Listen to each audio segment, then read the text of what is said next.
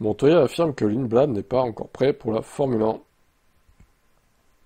Arvid Lindblad. À mon avis, il n'est pas prêt pour la F1. Il faudra encore décider qui exclure de Racing Bulls. Tsunoda ou Lawson, je pense qu'Aljar sera promu chez Red Bull. Et de toute façon, 2026 pourrait s'avérer très compliqué pour les deux équipes Red Bull. Elles feront leur début en tant que motoristes, un aspect qui ne facilitera certainement pas la tâche de Lindblad.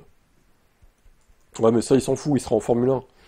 Même s'il se retrouve dans les derniers, il préférera être en F1, quoi. Bon, de toute façon, pour moi, c'est Tsunoda qui va sauter. Pourquoi? Parce qu'il est très lié à Honda.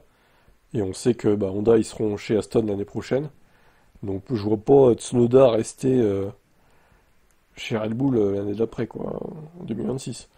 Ou alors, il faudrait vraiment que Lindblad n'arrive pas à avoir sa super licence ou quoi, ou qu'il se blesse ou je ne sais quoi, qu'il y a un drama total, quoi, pour que Tsunoda reste. Donc, écoutez, on verra bien, ma foi. Ça sent le sapin pour eux, de toute façon, l'année prochaine.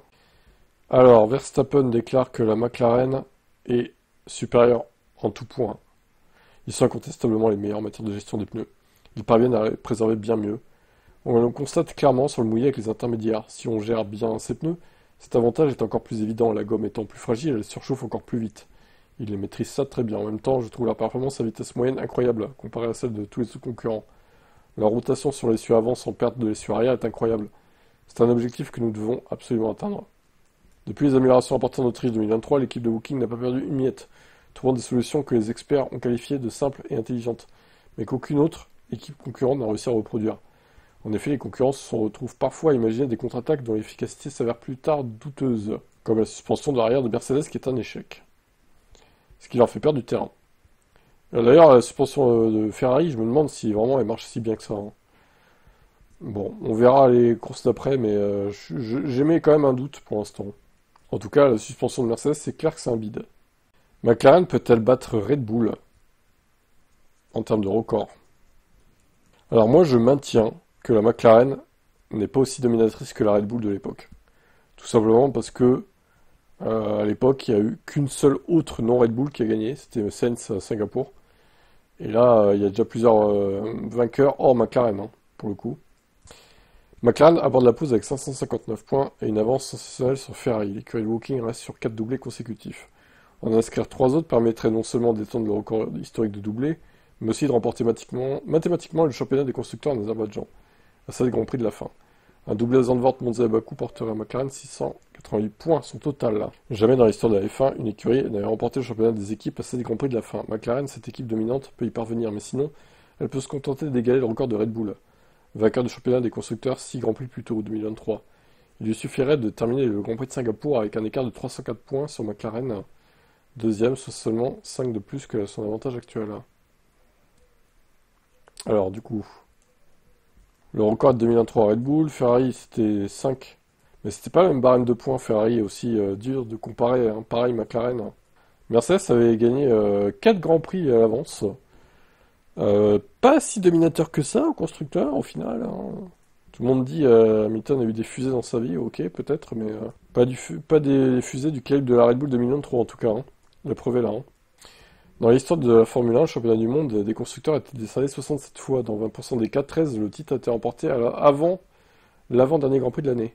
Parmi ces victoires précoces, 5 ont été attribuées avec 25 points.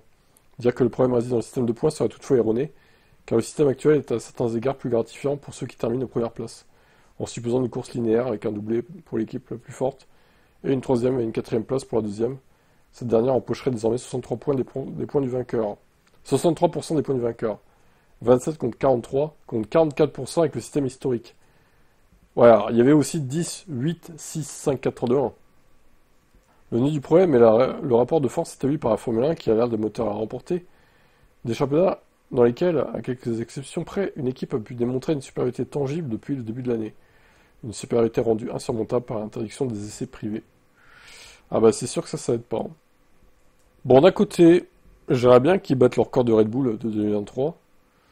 Mais d'un autre côté, je me dirais que certains Pro Max se diraient, ah oui, mais du coup, la Red Bull 2023 n'était pas si fusée que ça, si McLaren les a battus en 2025. Au final, c'est Max qui a tout fait en 2023. Non, arrêtez, arrêtez. Vous n'y croyez pas vous-même, arrêtez. Bon, écoutez, on verra bien. En tout cas, les deux pilotes McLaren sont très proches l'un de l'autre en termes de perfo. ce qui était différent de 2023, puisque Max, surtout sur la fin, dominait outrageusement Pérez. Donc, bon, à voir comment ça va évoluer. Et Zach Brown garantit que ces deux pilotes se battront à la loyale dans le futur. Je m'attends à quelques moments difficiles, mais ils ne se retrouveront pas dans une véritable bagarre grâce au niveau de communication, de confiance et de respect que nous avons. Ouais, ça j'en suis moins sûr. Pff, il a beau dire ça, mais dans le feu de l'action, regardez ce qui a failli se passer encore en Hongrie. Entre les deux, ça a failli cartonner encore, hein. Nous avons beaucoup de chance d'avoir deux personnalités comme celle-là, et j'ai hâte de les voir s'affronter. Là, bon, ça va que on est encore loin de la fin de la saison, il reste 10 courses. Mais vous allez voir s'ils sont encore à 5-6 points d'écart, alors qu'il va rester 2-3 courses, ils vont absolument avoir à cœur de gagner, l'un comme l'autre. Et là, ça peut cartonner, là, c'est sûr.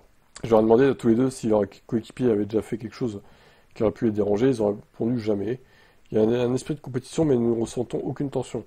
Si d'ailleurs un nouveau contact entre eux, je suis sûr que ce ne serait pas intentionnel. Ils ne se pousseraient pas mutuellement de la piste, ils seront justes.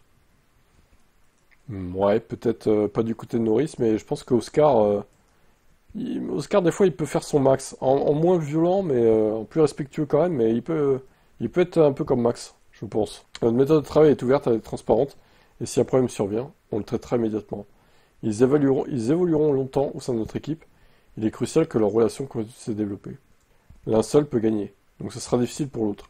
Nous allons discuter et leur demander comment ils souhaitent que nous gérions la situation. Lando est extrêmement ouvert et exprime ouvertement ses émotions.